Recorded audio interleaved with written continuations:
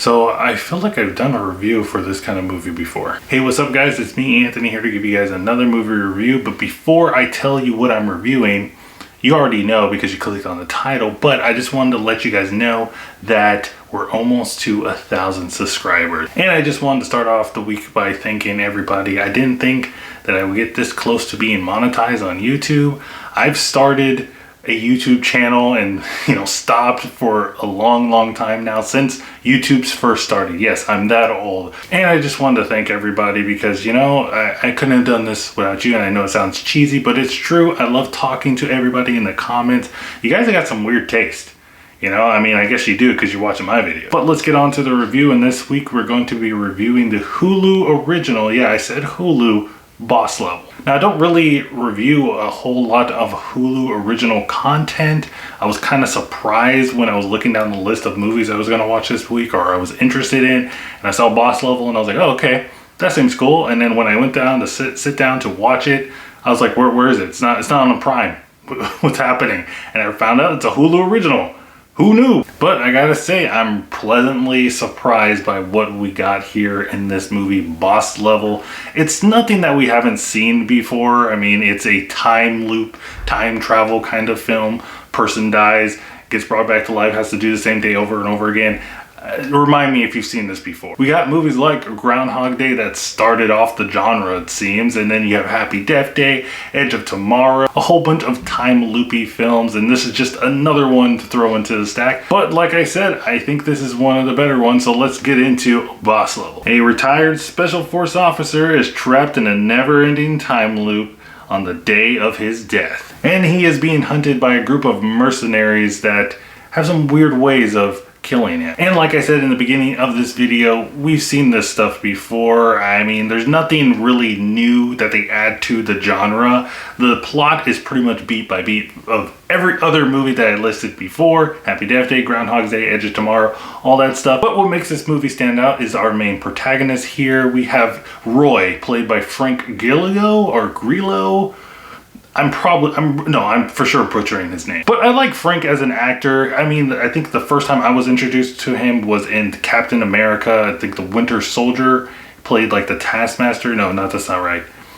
Marvel fans are going to kill me for that. It's kind of weird because usually I don't really tend to like these kind of characters in films, these hard, grizzled, retired vets. He's like a typical video game character. Hence the name Boss Level. But I grew to like him. I like his sense of humor. I like just the way he just goes about life. And it helps that this movie doesn't take itself seriously. The movie is called Boss Level, so you know that there's going to be some kind of weird shenanigans in here. And if you're doing these kind of time loop movies, you've got to have at least the time loops to be kind of interesting, right? Every time the person dies, there has to be some cool interaction. And to me, this movie has it in spades. The deaths that this guy gets, they're pretty hilarious. And I'm not into that kind of stuff. I'm not like happy about death and destruction and killing and all that stuff. I'm not crazy. But I thought the deaths were entertaining and creative. And just me saying that just sounds like I'm some kind of psychopath. But when you're doing these type of time travel stuff, you gotta have something that stands out, and that stands out. And speaking of standing out, I already hinted at the title of this movie. It's called Boss Level, so you're already thinking video game. And it's in 8-bit text, and every time Roy dies, there's kind of like a video game text comes across, and it's like the number of times he died. So I was kind of like, how does the video game reference fit into this movie? Well, I'm happy to say that they don't just shoot themselves in the foot. They actually have some kind of tie-in with the whole Boss Level title and the movie, so I was happy about that. It didn't feel like it was forced or anything. It didn't feel like they were like, oh, we're gonna be video gaming and everything. Oh, and Mel Gibson is in this movie, and he's just like Mel Gibson. Like, I love when actors play themselves, especially with an actor like Mel Gibson. This guy has been rightfully so been scrutinized for a lot of things that he's said and done in his career. And when you see him, the character that he's portraying here, he's the villain. I believe it. Yeah, I believe he would do something like this and say something like that. There is a funny line in here where he's talking about, oh, hey, is this sword a katana and everything? And the person that has the sword is Chinese. And she's like, no, it's a Chinese sword. What the heck are you doing? And he's like, oh, hey, let's don't bring this up about race and everything. I thought that was kind of funny, especially given Mel Gibson's past. But it's not all roses and sunshines. There is a couple of issues that I have with this film. It's just like minor stuff. It didn't hinder me from enjoying the film, but there was just kind of a little bit nitpicky stuff that I had with it. Since this movie is a time loop movie, it's going to run into the problems that every time loop movie has, in my opinion, is the second half of these kind of movies kind of gets repetitive, and it's on purpose. That's what the movie's trying to do, because we're going back in time and seeing the character replay the same day and try something a little bit differently.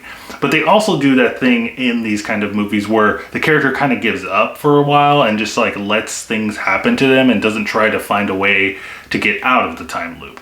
It happens in every single movie. Don't tell me it doesn't happen. And to me, it was just kind of like, it was just a low point of the film, because I was like, okay, we know he's going to get sad for a while, and then eventually he's just going to get out of it and he's going to find his way out. It's just nothing really new to shake up the genre, and it's kind of weird that there's a genre now of time loop movies, but here we are. Also, the ending of the film is like a blatant like push to be a sequel. I was like kind of surprised at how open Hulu was like, hey, we want a sequel to this, you know, we want to make some money. I was like, whoa, chill out, dude. But you know, being a sucker like I am, I'm waiting for that sequel, because I have no life. And this is not really a con, but if you're, not really into gore and like you don't want to see beheadings and stuff, because there are a lot of beheadings in here. A lot. You might want to stay clear from this. Overall, guys, I think that Boss Level is a pleasant surprise. Hulu original. I can't believe I'm saying that. Hulu original. Check it out if you got Hulu. There's so many streaming services now, man. I just recently got Paramount Plus. I feel bad. Every time I get a subscription service, I just feel I'm like contributing to something evil. But guys, let me know what you think of Boss Level in the comments down below. Did you like it? Did you hate it? Do you like Hulu? Do you hate Hulu?